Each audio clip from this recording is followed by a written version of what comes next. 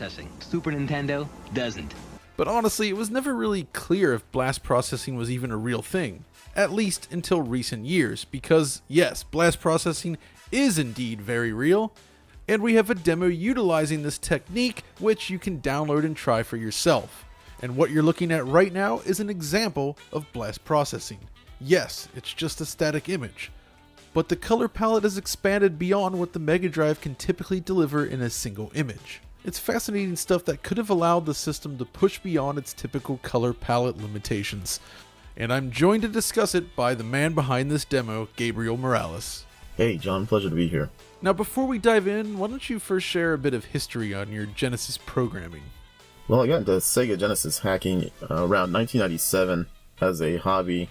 I was learning computer programming at the time, just starting out, and I always had a interest in video games, and especially video game graphics. So I met up with some people online, and we just kind of kept on talking throughout the years and teaching each other what ultimately became, demo scene, the Sega demo scene sort of stuff. So I've been with that whole scene for about 20 years now. And on the other side, when I was a kid, I of course had a Sega Genesis, and I was at that perfect age where it really became a thing that I became attached to. It was the Playground Wars sort of stuff, and Yeah, of course. I was also very much in the Sega camp at the time. But blast processing, it was kind of a big deal to the point where even Nintendo kind of had to defend against it, And Nintendo actually, they ran this article counter to this back in the time in GamePro and EGM called "Smashing the Myth of Blast Processing," and it was framed like a article from the magazine, but it was really an advertisement, and it was just all this stuff about how blast processing was nothing but PR fluff. Yeah, for sure. What's interesting, I suppose, is that there's kind of a kernel of truth to the backstory about, the existence of blast processing. Basically, technical director at the time, Scott Bayless, was talking with an engineer, Marty Franz, I believe, who mentioned a bug found in the video hardware, which just happened to be the infamous blast processing. You could basically blast data at the video display processor. Now, to blast data means to send large amounts of data over a comm line serially. In programmers' term, kind of the old antiquated antonym for that would have been snarf. Right, and then during a meeting with marketing, Scott kind of mentioned this to a marketing guy who obviously liked the term. Well, all he heard was blast and process it, and kind of put two and two together and said, that sounds great, and kind of ran with it. Didn't really understand at all what the guy was telling him about. And so, throughout the years, the legend of blast processing has kind of forgotten that, hey, this dude was actually describing a real process, something you could actually do that was apparently neat. But no commercial games ever took advantage of it. There's a problem with the process. Yeah, and Sega obviously couldn't just say, hey, this doesn't actually work, but yeah, it's pretty cool. It's interesting. It's something that people probably that people might find fascinating if you live through that time. Yeah, definitely. But, so before we get into how blast processing actually works, maybe you could give us a little background information on how the Genesis draws normally, since this is very important for understanding how blast processing functions. Well, when you're talking about old video game consoles, you're inevitably talking about CRT televisions. CRT televisions pretty much dictate the timing of the entire Sega Genesis. Rather than sending an entire image to the screen at once, CRT televisions send the image in strips, line by line. This is actually a mechanical process. There's a physical gun inside of the CRT television which sprays electricity at the screen. There are three parts to the way it draws an image. First, there's a phase called active scan, where it's actually sending electricity from the gun to the screen to display color information. Next, there's what's called H-blink. H-blink is the time it takes for the gun to move from one side of the screen back to the other side, so it can start displaying more color information. Finally, there's what's called vertical blank. Vertical blank is whenever the gun reaches the bottom of the screen, it needs to move all the way back up to the top left of the screen to start a new frame. These three phases of image composition on a CRT television dictate the way the Sega Genesis works as a computer. This winds up being a pretty restrictive way to draw images to the screen. For one, you're locked to an 8x8 grid whenever you want to make a single change. You can't really change a single pixel on screen.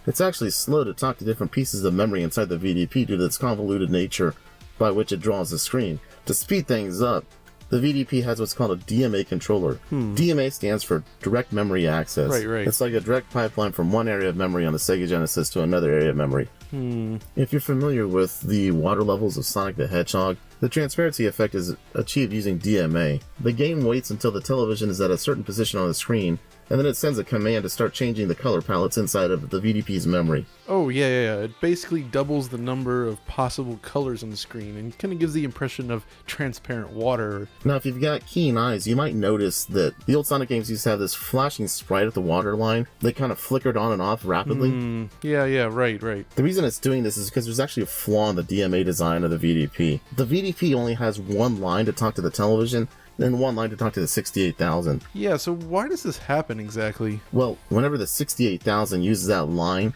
to communicate, if the VDP is also using that same line to talk to the television, essentially whatever the 68,000 DMAs across that line during active scan gets displayed on television. These are called CRAM dots. Ah, okay, so the sprites in this case are basically used to mask the CRAM dots. That makes sense. Now, good programmers could actually hide these CRAM dots by doing all their calculations whenever the gun was off the screen, effectively hiding the pixels.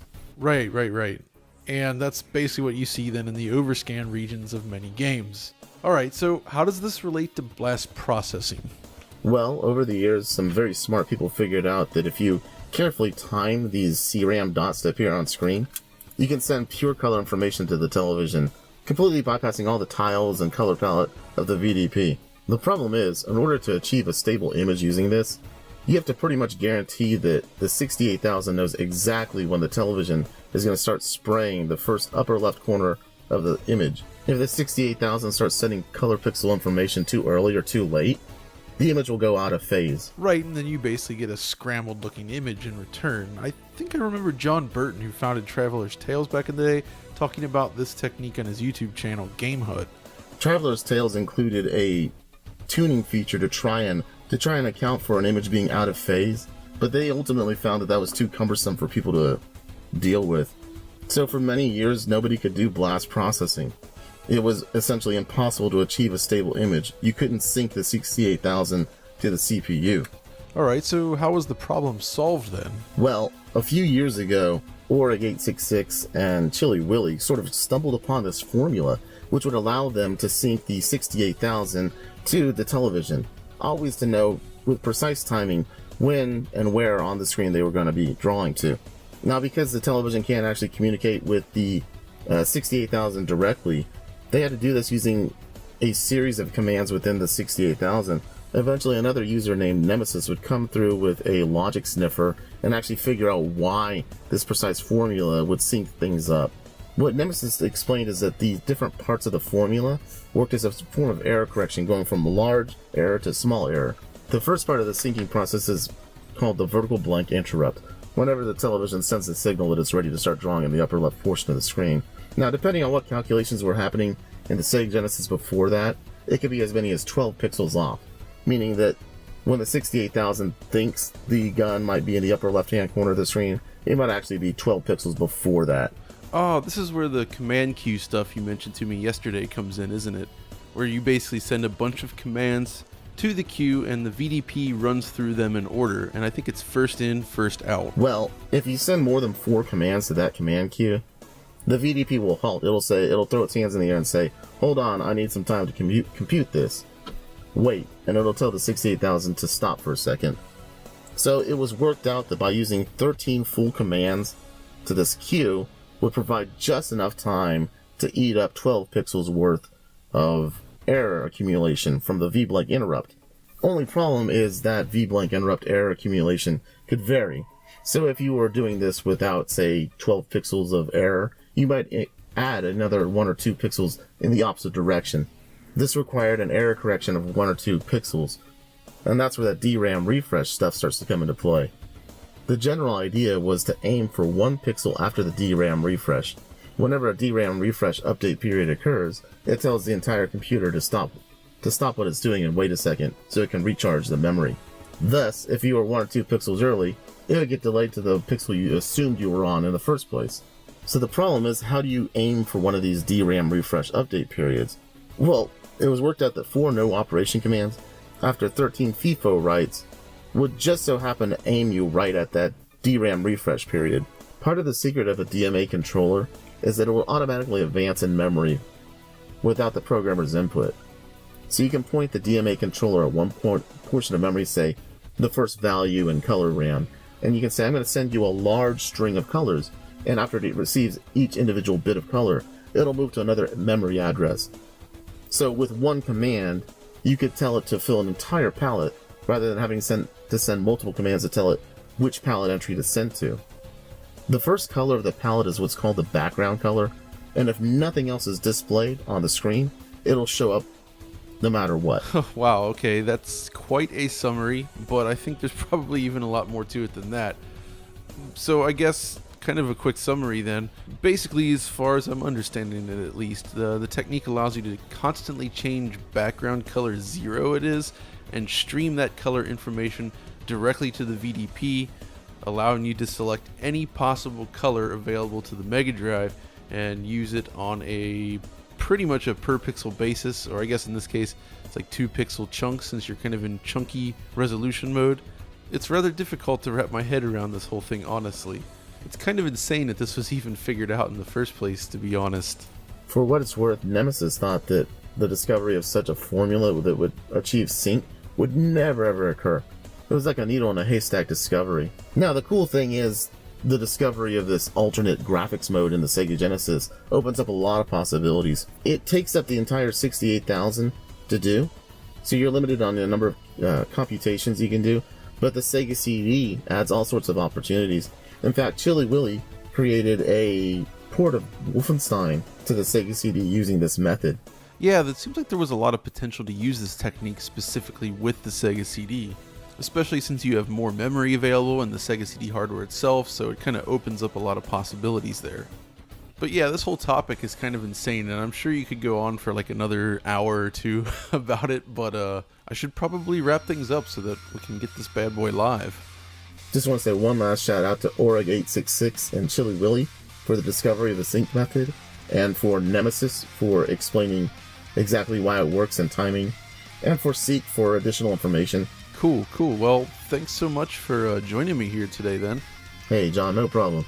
And if you did enjoy it, as always, be sure to like, subscribe, follow us over on Twitter, ring the notification bell, and all that goodness. And until next time, stay retro.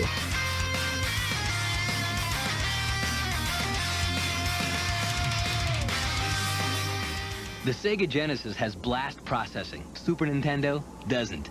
So what's blast processing do?